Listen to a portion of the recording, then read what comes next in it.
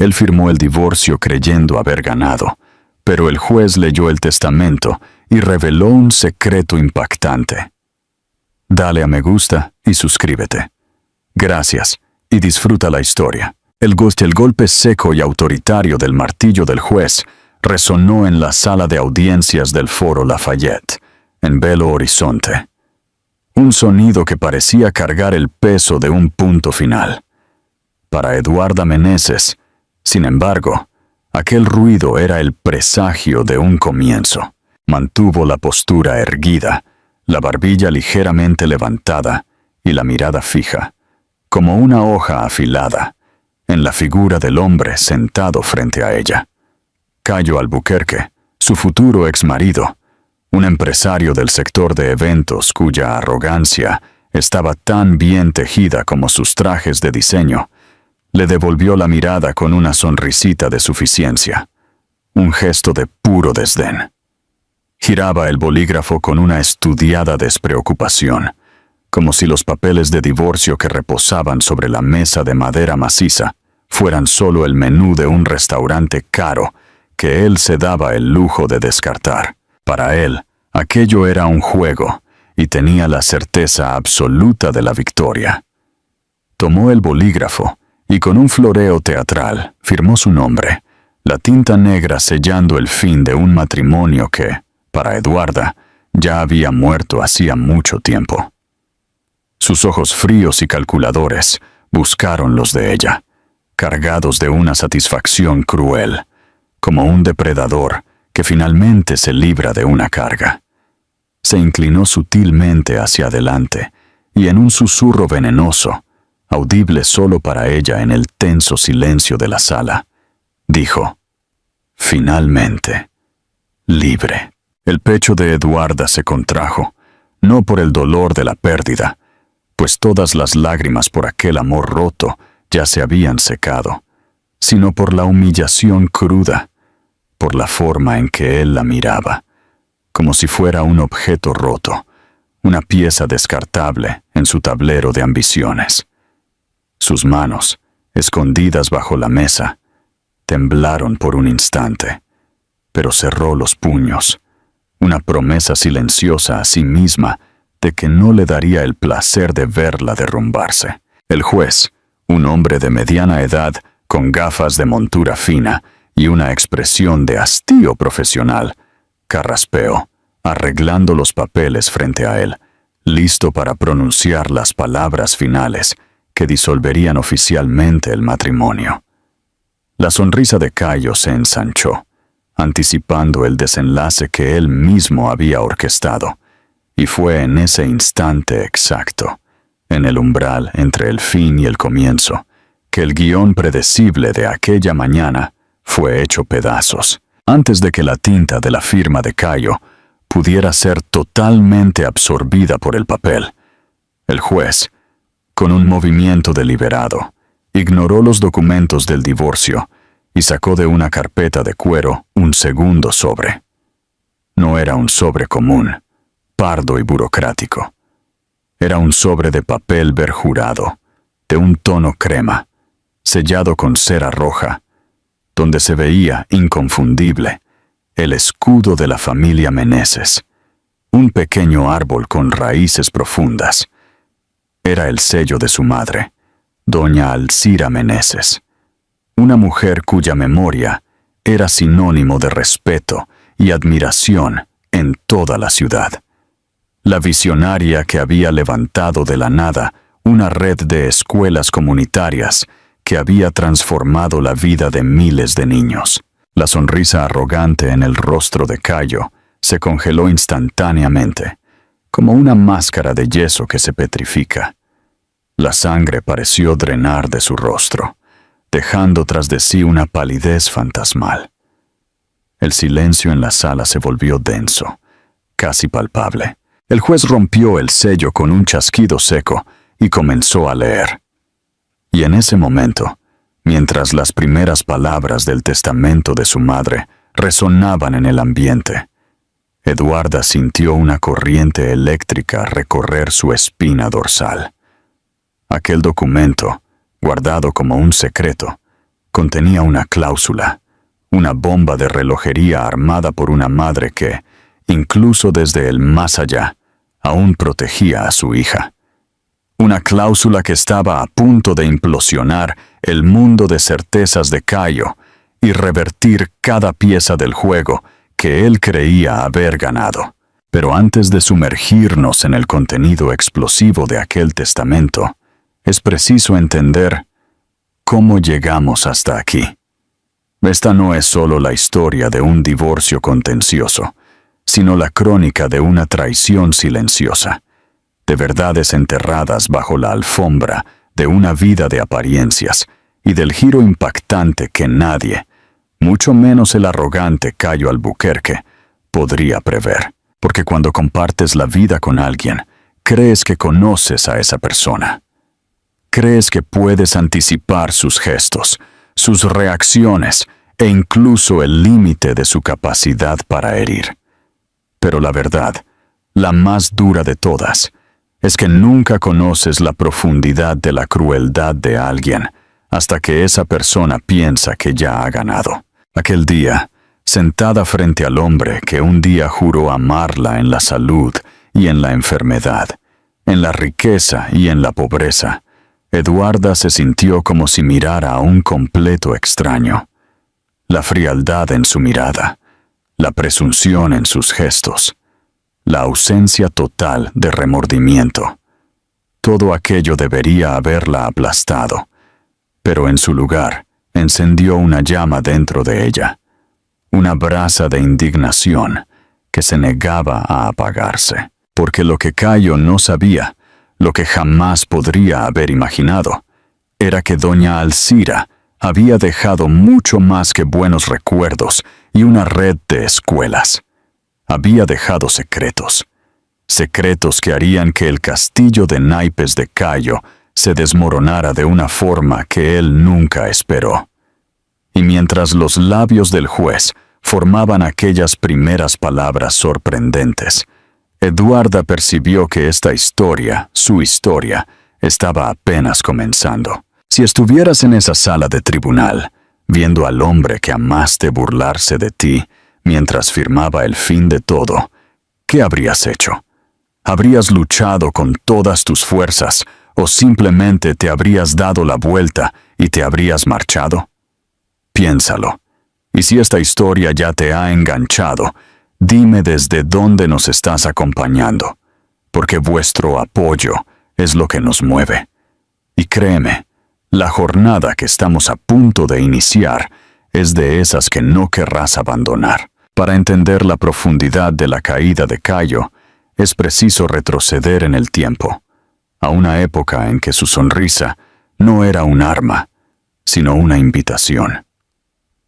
Años antes de la frialdad calculada de aquella sala de tribunal, Eduarda Meneses conoció a un Caio Albuquerque completamente diferente, o al menos uno que él representaba con maestría.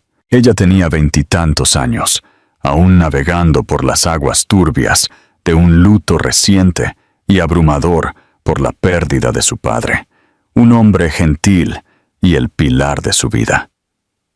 Fue en ese escenario de vulnerabilidad que Caio surgió, no como una tormenta, sino como un puerto seguro.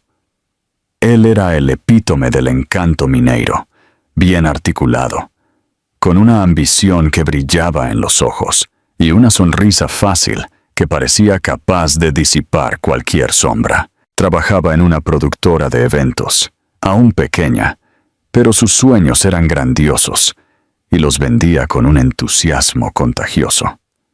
Caio no solo la vio, pareció verla de verdad. Notaba las pequeñas cosas, como la manera en que fruncía la nariz al concentrarse en un libro o el modo en que sus ojos brillaban cuando hablaba sobre los proyectos educativos de su madre. La hizo reír, una risa genuina y liberadora, en un momento en que la alegría parecía una lengua extranjera. La sacó de la niebla del dolor y la hizo creer que los cuentos de hadas modernos podrían, sí, suceder en medio de los rascacielos de Belo Horizonte. Doña Alcira, una mujer de intuición aguda y una mirada que veía a través de las fachadas. Al principio también se encantó. Cayo tenía esa energía pulida, esa aura de yerno perfecto, que prometía no solo amar a su hija, sino también construir un imperio a su lado. Hablaba sobre el futuro con una confianza que rozaba la profecía. Sin embargo, la cautela de madre es un instinto primitivo y poderoso. Tras algunas cenas familiares, en las que Cayo detallaba sus planes de expansión, con un brillo febril en los ojos, Alcira la llevó a un rincón de la cocina, mientras el olor a pan de queijo aún flotaba en el aire. «Hija mía», dijo en voz baja, pero firme, «presta atención a cómo sus ojos brillan más cuando habla de dinero que cuando habla de ti. Hombres así construyen castillos, pero no siempre nos invitan a vivir en ellos». Eduarda, embriagada por la pasión y la gratitud de tener a alguien que la estaba levantando, solo sonrió y desestimó la preocupación. Pensó que era solo el celo protector de una madre que temía ver a su única hija lastimarse. Quería, con todas las fuerzas de su alma, creer que el amor de Cayo era la más pura y genuina de las verdades, y por un tiempo la ilusión se sostuvo. La boda fue un evento memorable, planeado por él, por supuesto, y noticiado en todas las columnas sociales de la ciudad. Las fotos mostraban una pareja perfecta, la heredera de los Meneses y el empresario en ascenso. Pero, como una fisura invisible en una pared, las grietas comenzaron a aparecer, pequeñas y casi imperceptibles al principio.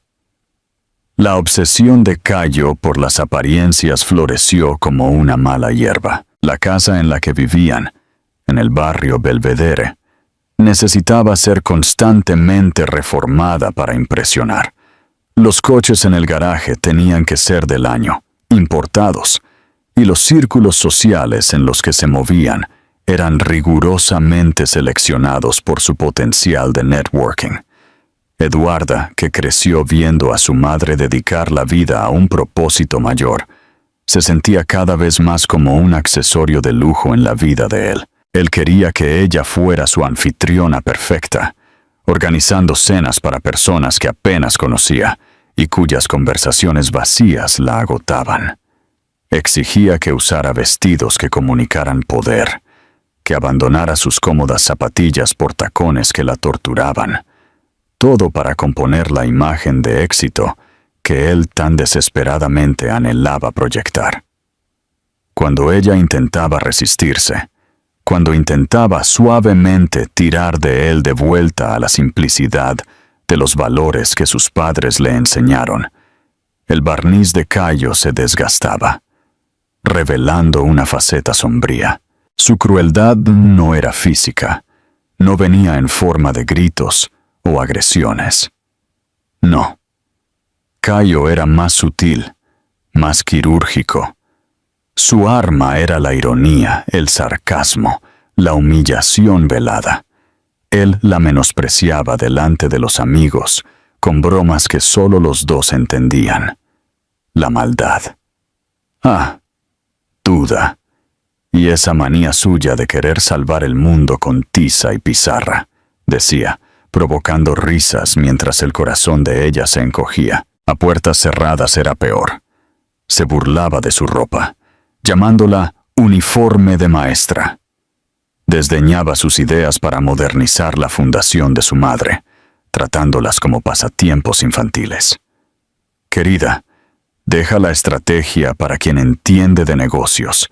Concéntrate en elegir el vino para la cena del viernes, decía, con un paternalismo que la aniquilaba.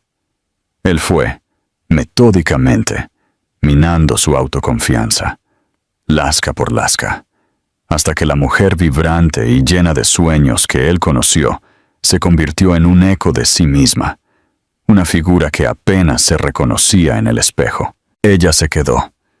Se quedó porque creía en los votos que hizo en el altar, en la promesa del para siempre. Se quedó porque la idea de un matrimonio fracasado parecía un fallo personal intolerable. Y sobre todo, se quedó porque no soportaba la idea de admitirle a su madre, la roca de su vida, que se había casado con un hombre que la trataba como un trofeo polvoriento, y no como la pareja que él juró ser. Contar la verdad a doña Alcira parecía una traición a la confianza que ella había depositado en su juicio. Pero Alcira no era ciega. Veía el brillo en los ojos de su hija apagarse en cada visita. Veía la espontaneidad dar lugar a una cautela nerviosa. Una noche, meses antes de su repentino fallecimiento, la llamó a su antigua oficina, el santuario de libros y proyectos que olía a papel y sabiduría.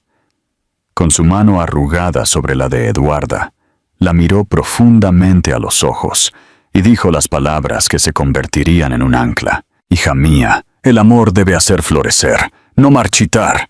La fuerza no es aguantar una rama que te seca. La fuerza es tener el coraje de plantarte en otro jardín.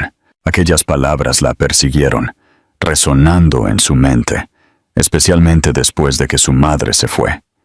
Y conforme Cayo se volvía más audaz en su crueldad, más descarado en su desprecio, Eduarda percibió que su madre había visto la verdad mucho antes de que ella misma tuviera el coraje de encararla. Aún así, ella no se fue. No hasta que las traiciones se volvieran innegables.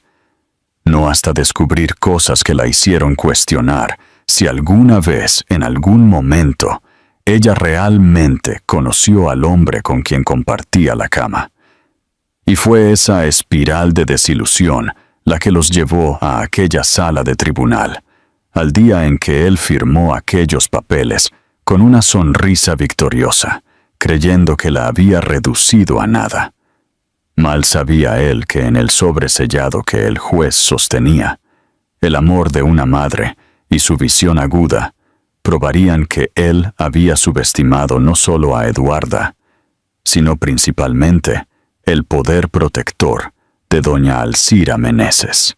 El punto de ruptura, el momento en que la negación finalmente se hace añicos contra la dura realidad, raramente es un evento grandioso. Muchas veces llega en la quietud de una noche cualquiera traído por una tormenta.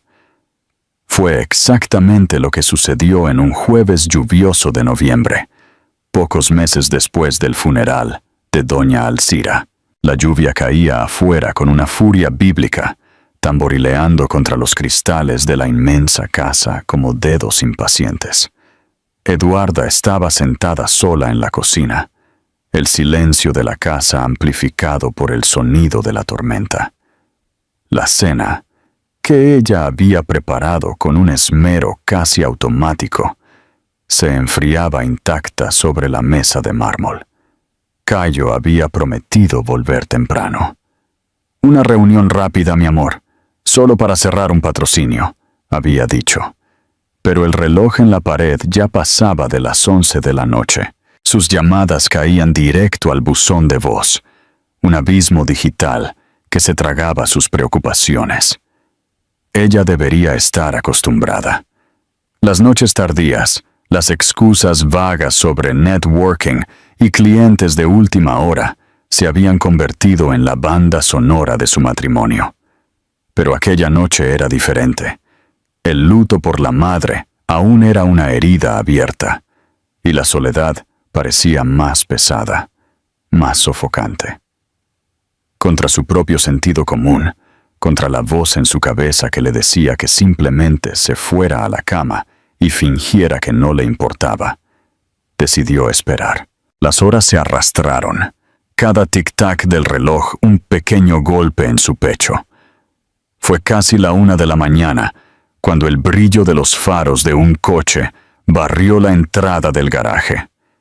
Eduarda corrió hacia la ventana de la sala, el corazón latiendo un ritmo descompasado de alivio y aprensión. El alivio murió en el instante en que vio la escena. Cayo tropezó fuera del asiento del conductor, riendo de algo que ella no podía oír.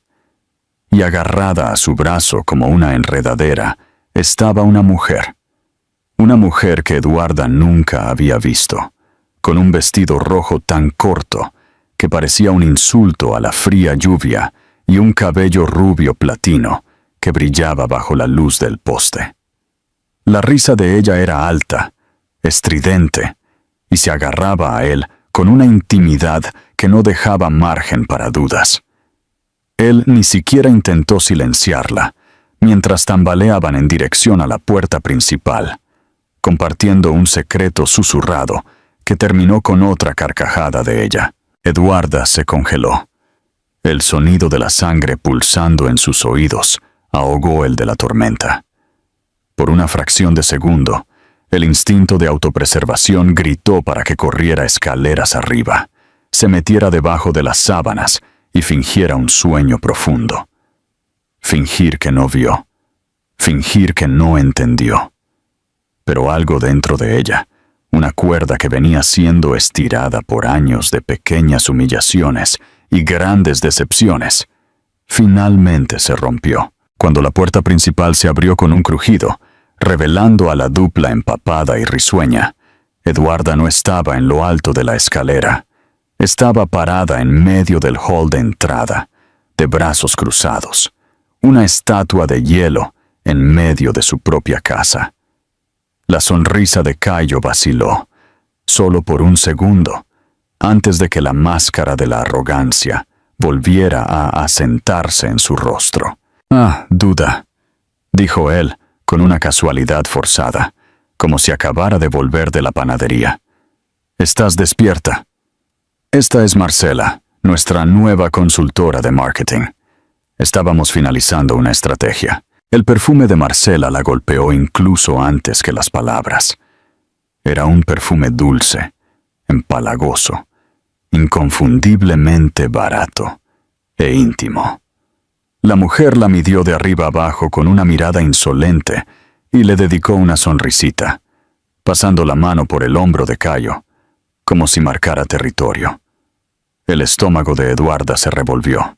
«¿Finalizando una estrategia?», repitió, y se sorprendió al notar que su voz, aunque temblorosa, sonaba firme, cortante. A la 1 de la mañana, oliendo a whisky y con una marca de pintalabios en su cuello, Cayo soltó una carcajada, una risa de verdad, como si ella hubiera contado el chiste más divertido del mundo.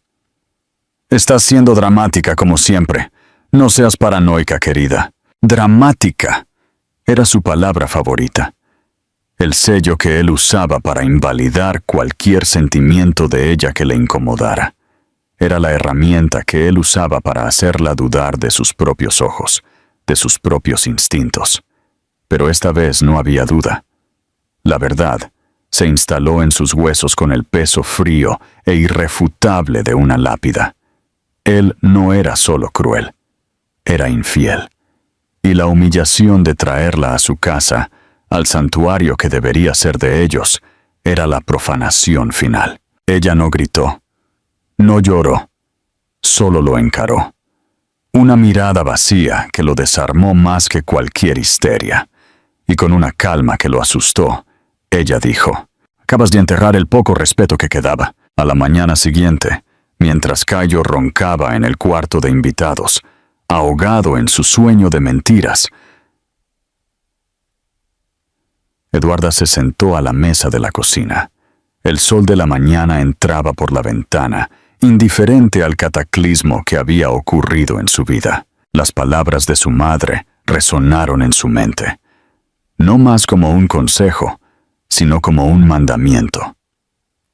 La fuerza es tener el coraje de plantarte en otro jardín. Por primera vez, se permitió imaginar una vida sin Cayo, sin los insultos disfrazados de bromas, sin las cenas solitarias esperando pasos que nunca llegaban a tiempo, sin la necesidad constante de fingir que lo que tenían era amor.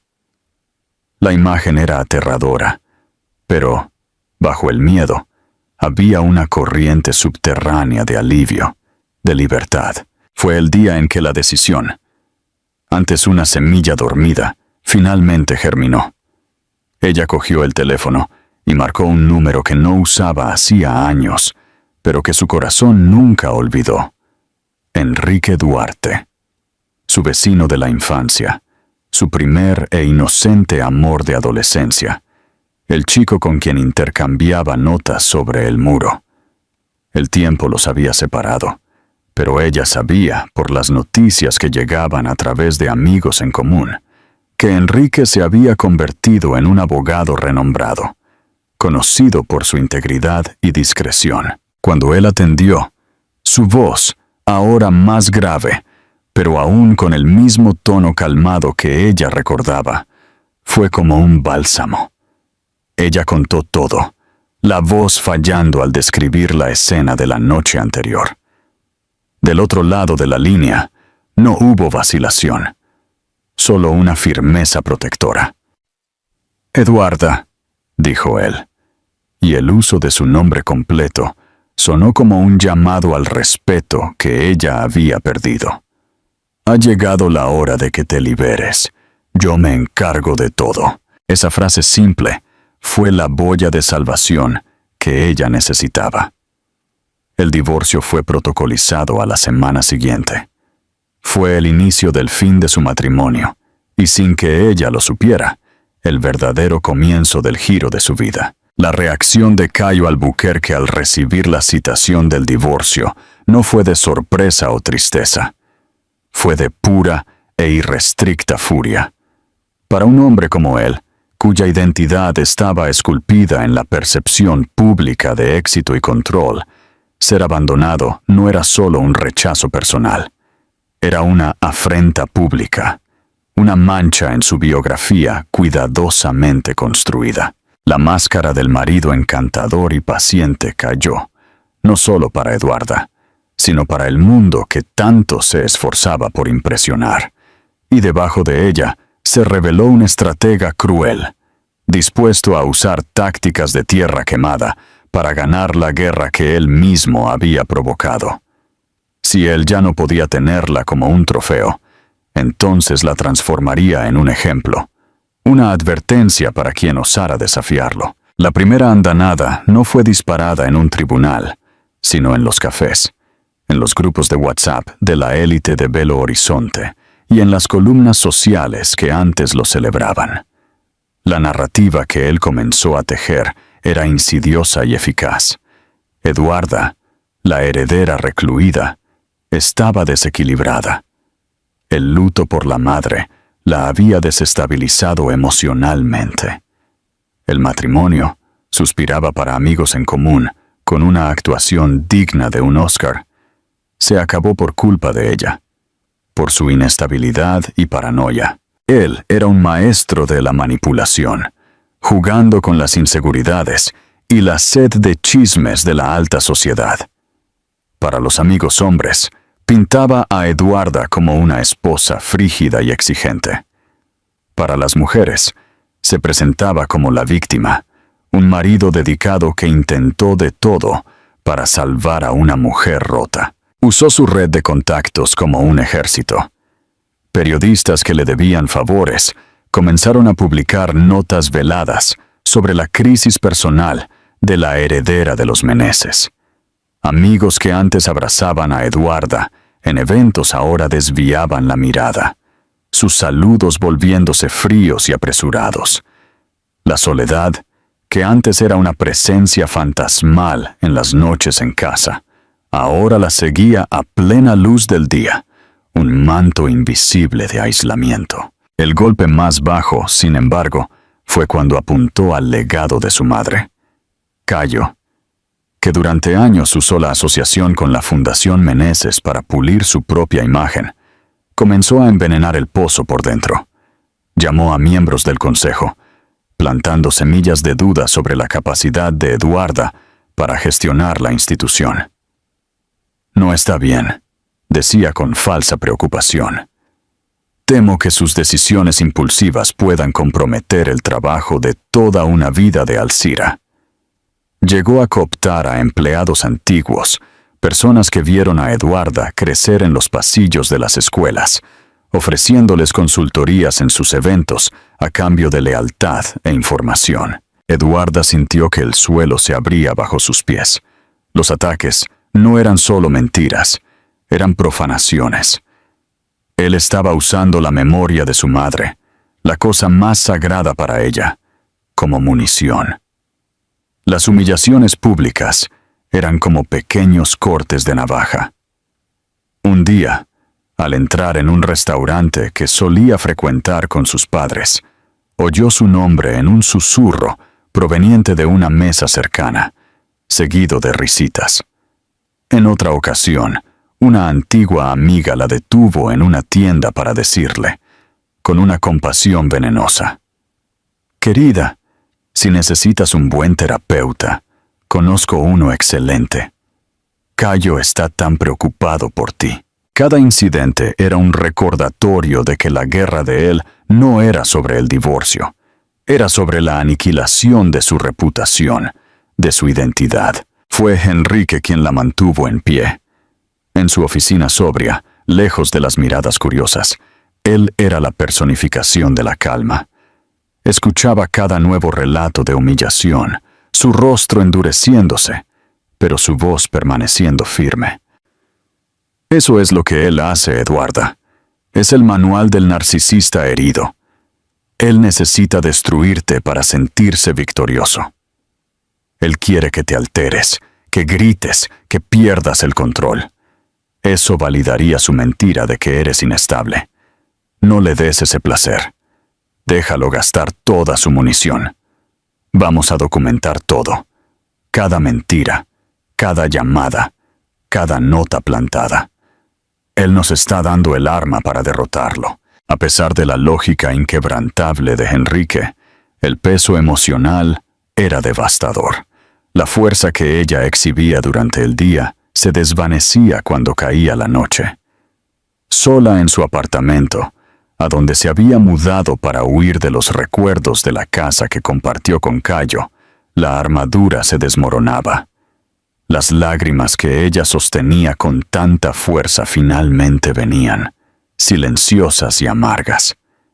Se sentaba en la oscuridad, sosteniendo una foto antigua de su madre, la imagen de una mujer sonriente y llena de vida. Era en esas horas de profunda desolación que la voz de Alcira parecía más clara, la frase que ella repetía como un mantra a lo largo de su vida. «Hija mía, el amor debe hacer florecer, no marchitar». Ella repetía las palabras para sí misma, un susurro en la oscuridad. Florecer, no marchitar. La frase se convirtió en su armadura interna, la única cosa que el veneno de Cayo no podía penetrar. Era un recordatorio de que la situación en que se encontraba era la antítesis de todo lo que su madre le había enseñado sobre el amor y el respeto propio. Eran esas palabras las que la hacían levantarse de la cama a la mañana siguiente, secar las lágrimas y vestir su determinación para un día más de batalla. Ella estaba marchitándose bajo el ataque implacable de Cayo, pero la semilla que su madre plantó en su corazón todavía estaba viva, esperando el momento justo para romper la tierra y finalmente florecer. Lo que ni ella ni Enrique sabían era que en medio del legado de su madre no había solo palabras de sabiduría, sino una prueba concreta, un secreto guardado, que estaba a punto de ser desenterrado. La resistencia de Eduarda era un acto de terquedad diaria contra la desesperación. Cada mañana era una pequeña victoria, pero la guerra de desgaste de Cayo estaba cobrando su precio. Ella se sentía como una nadadora, luchando contra una fuerte corriente, exhausta, apenas logrando mantener la cabeza fuera del agua. Enrique, con su calma estratégica, insistía en que la marea cambiaría, pero Eduarda necesitaba más que promesas.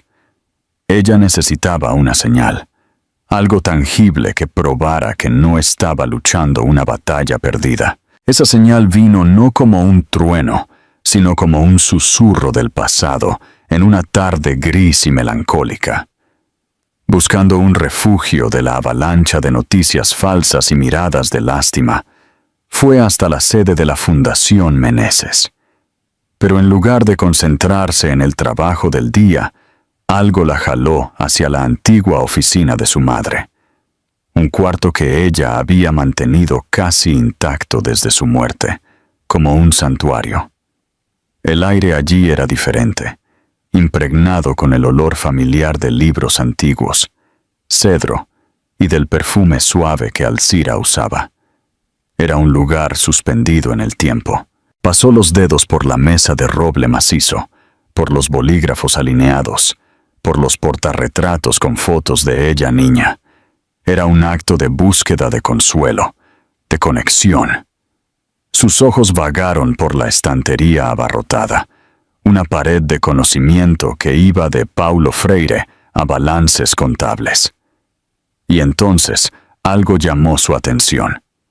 No era un libro destacado, sino un espacio extraño, un hueco detrás de una fila de gruesos libros de contabilidad que parecía deliberado. Movida por una curiosidad repentina, un impulso que ella no sabía de dónde venía, Eduarda retiró los pesados volúmenes de la estantería, y allí, en el fondo, escondido en la sombra, estaba él. Un cuaderno simple, de tapa dura marrón, sin título, sin nada que indicara su contenido. Parecía un diario antiguo, olvidado. Su corazón se aceleró un poco. Con las manos temblorosas, lo tomó. El cuaderno era más pesado de lo que parecía. Al abrirlo, no encontró reflexiones o pensamientos diarios. Encontró la caligrafía elegante y precisa de su madre, pero el contenido era frío y metódico. Eran anotaciones, fechas, nombres de empresas, valores, y un nombre que se repetía como un estribillo siniestro. Cayo Albuquerque. Página tras página, doña Alcira había creado un dossier. Había anotaciones detalladas sobre préstamos para eventos que Cayo pedía, supuestamente para apalancar su empresa, usando el prestigio de la fundación como garantía moral. Pero lo que hizo que la sangre de Eduarda se helara fueron los pequeños comprobantes de transferencia bancaria, grapados junto a las anotaciones.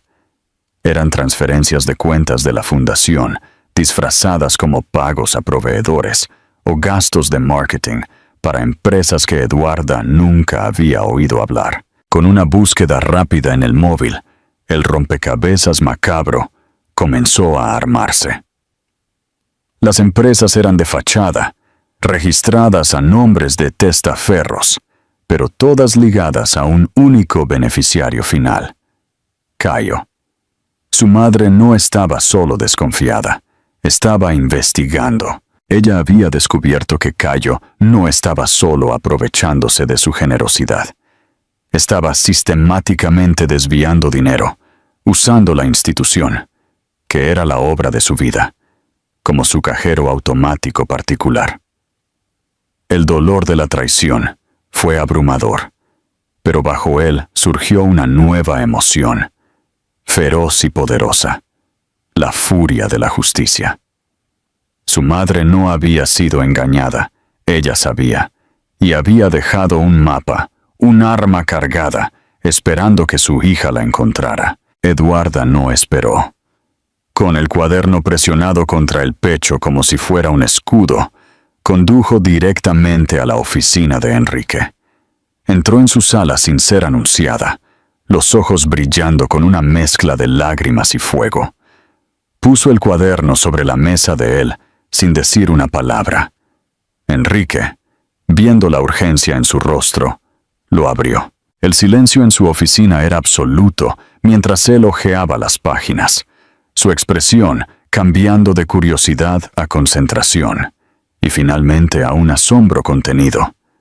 Leyó cada anotación, analizó cada comprobante. Cuando finalmente levantó la mirada, sus ojos se encontraron con los de Eduarda, y en ellos había una admiración reverente. «Eduarda», comenzó, la voz casi un susurro. Esto es la prueba irrefutable. Tu madre sabía quién era él. Lo supo todo el tiempo. Y no te lo contó para no destruir tu felicidad, pero te dejó protegida. Te dejó el arma para ganar la guerra. En ese momento, la imagen de su madre se transformó. No era solo la mujer amorosa y sabia de sus recuerdos. Era una leona, una estratega silenciosa que, incluso ante su propia mortalidad, pensó en cómo proteger a su cría del depredador que ella misma había, sin saberlo, dejado entrar. El descubrimiento del cuaderno cambió todo. La dinámica de la batalla se invirtió completamente. Ya no estaban a la defensiva, parando los golpes de Cayo. Ahora, tenían el poder de asestar el golpe final. En las semanas siguientes, la oficina de Enrique se convirtió en un cuartel general. La dupla preparó el ataque con la precisión de un cirujano. Enrique contrató a un perito calígrafo para validar la caligrafía de Alcira y a un contador forense para rastrear cada centavo desviado, conectando las empresas de fachada directamente a Cayo. No dejaron cabos sueltos. El plan era simple y devastador. No presentar la prueba antes para no darle a Cayo tiempo para preparar una defensa. Ellos la detonarían en medio de la audiencia, en el clímax del drama que él mismo había creado. El día del juicio, la atmósfera era la que Cayo había planeado. Estaba relajado, confiado, intercambiando sonrisas con su abogado. Creía que aquel sería el día en que el juez sellaría su narrativa, declarando a Eduarda incapaz y concediéndole un divorcio ventajoso. Cuando Enrique se levantó, lo hizo con una calma teatral. Y entonces presentó el cuaderno al juez. «Señoría, tenemos nuevas evidencias que arrojan una luz definitiva sobre el carácter del señor Albuquerque». Cayo frunció el ceño, confundido. Su abogado protestó, pero el juez, intrigado, aceptó el documento. El silencio cayó sobre la sala mientras el magistrado hojeaba el cuaderno marrón.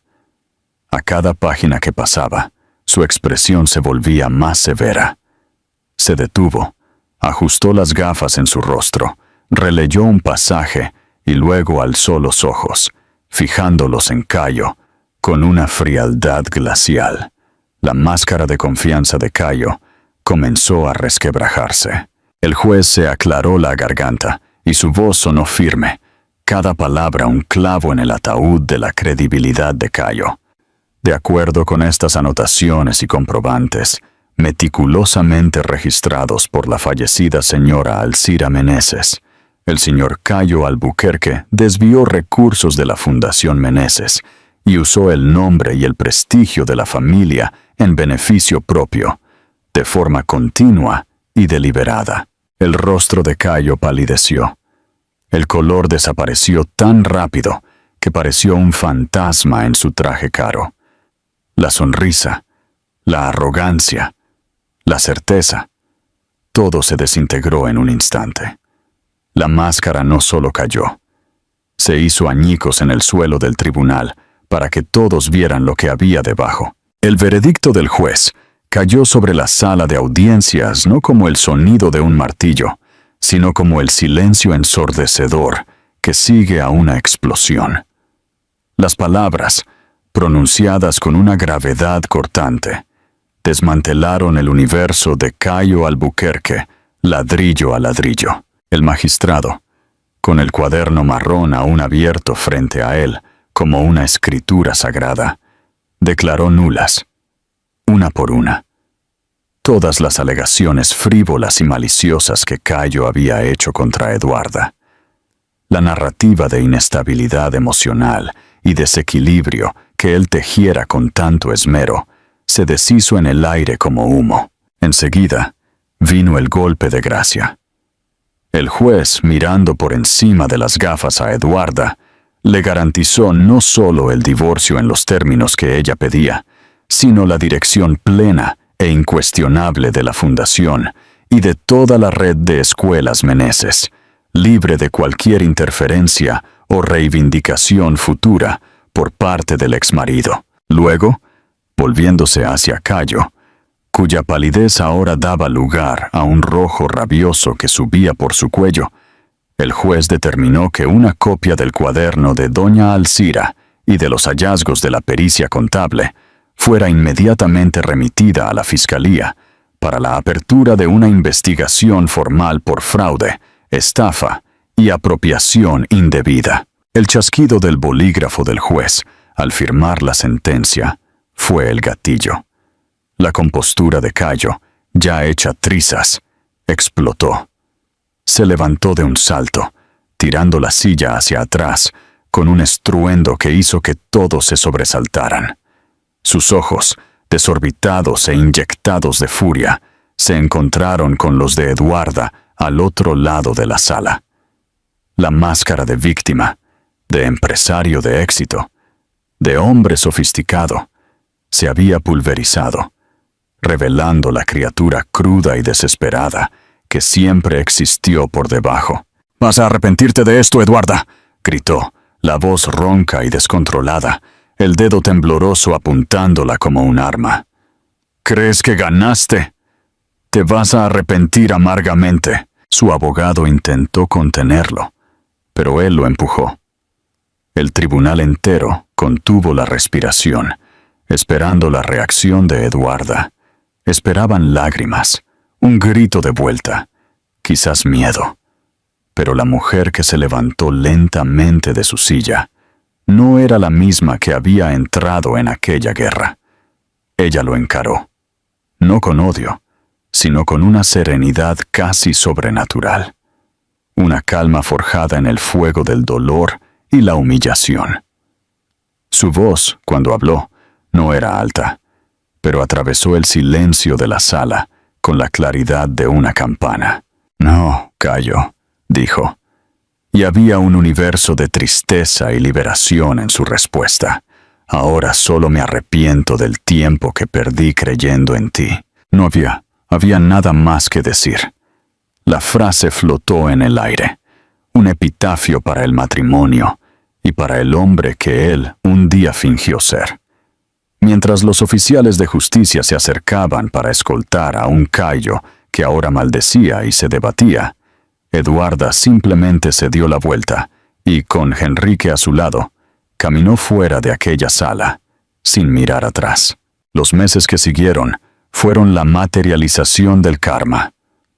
La caída de Cayo no fue solo rápida, fue un espectáculo público, una implosión transmitida en tiempo real por los mismos medios que él antes manipulaba. Las noticias sobre la investigación por fraude se extendieron como un incendio. Los amigos, que antes competían por una invitación a sus fiestas, ahora cruzaban la calle para no cruzarse con él. Clientes cancelaron contratos, socios se disociaron de su imagen y los bancos, antes tan generosos, le cerraron las puertas. El hombre que construyó su identidad sobre la percepción de éxito y poder, vio su castillo de arena ser llevado por la marea de la verdad. Perdió los coches de lujo, el apartamento en el Belvedere, la relevancia. Pero su mayor pérdida, la que ciertamente lo atormentaría en las noches solitarias, fue la del control. Él, que se veía como un maestro de marionetas, vio sus hilos cortados y cayó inerte en el escenario vacío de su propia vida. Su castigo no fue la prisión, que logró evitar con acuerdos y buenos abogados, sino algo mucho peor para un hombre como él: la irrelevancia. Se convirtió en una anécdota, un cuento de advertencia susurrado en los círculos que él tanto apreciaba. Mientras Cayo descendía en su espiral de oscuridad, Eduarda florecía. No perdió tiempo celebrando la victoria. En su lugar, se zambulló de lleno en el trabajo, en el legado de su madre. Con una energía renovada y una visión clara, reconstruyó la Fundación Meneses. Expulsó los últimos vestigios de la influencia de Cayo, reestructuró las finanzas con una transparencia rigurosa y, más importante, reconectó las escuelas a su misión original, la transformación social a través de la educación. Pero ella fue más allá. El dolor que sufrió no la rompió. La transformó. Usó su propia experiencia como catalizador para crear algo nuevo, algo profundamente personal. Dentro de la fundación, inauguró un nuevo brazo, un proyecto social que bautizó como Florecer. Era un programa dedicado a ofrecer apoyo jurídico, psicológico y capacitación profesional para mujeres que, como ella, habían sufrido abuso psicológico y manipulación en sus relaciones. Quería que otras mujeres encontraran la fuerza que ella casi perdió, que tuvieran la oportunidad de plantarse en un jardín fértil, como su madre siempre decía. El proyecto fue un éxito inmediato, y Eduarda, la heredera que antes era vista como una figura frágil y recluida, se convirtió en una voz poderosa, un símbolo de resiliencia. La reinauguración de la sede de la fundación, un año después del divorcio, fue un evento que marcó esta nueva era. El edificio antiguo fue reformado, ganando más luz, más colores, más vida. El jardín, antes descuidado, estaba exuberante.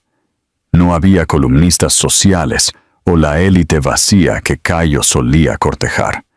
Había profesores, alumnos, padres, voluntarios y las mujeres del proyecto Florecer, cuyos rostros mostraban una mezcla de gratitud y esperanza. Enrique estaba allí, no como su abogado, sino como su amigo, su confidente, el ancla que la mantuvo firme durante la tormenta. Permaneció discretamente a su lado durante todo el evento, observándola con un orgullo que no necesitaba palabras. Al final de la tarde, mientras los últimos invitados se dispersaban, los dos caminaron por el jardín renovado. El sol poniente pintaba el cielo de belo horizonte con tonos de naranja y rosa. Él, percibiendo un ligero temblor en su mano, tal vez por la emoción del día, suavemente la aseguró. El toque era cálido, familiar, respetuoso. Eduarda miró sus manos unidas y luego a él, y una sonrisa genuina, libre de cualquier sombra del pasado, iluminó su rostro. La vida, Enrique, dijo, la voz suave, tiene una forma curiosa de ajustar las cuentas. Siempre devuelve con la misma moneda. Enrique sonrió de vuelta, una sonrisa que alcanzaba sus ojos. A veces, respondió, devuelve con intereses, y en una moneda mucho mejor. Aquella noche, mucho después de que todos se hubieran ido, Eduarda subió a la antigua oficina de su madre. La sala estaba igual, pero diferente. El aire ya no era de un santuario intocado, sino de un espacio vivo, de continuidad. Abrió las ventanas, dejando que el viento fresco de la noche entrara y bailara con los papeles en su mesa. El cuaderno marrón ya no estaba escondido. Reposaba en la estantería principal, un monumento silencioso a la sabiduría y al amor de una madre.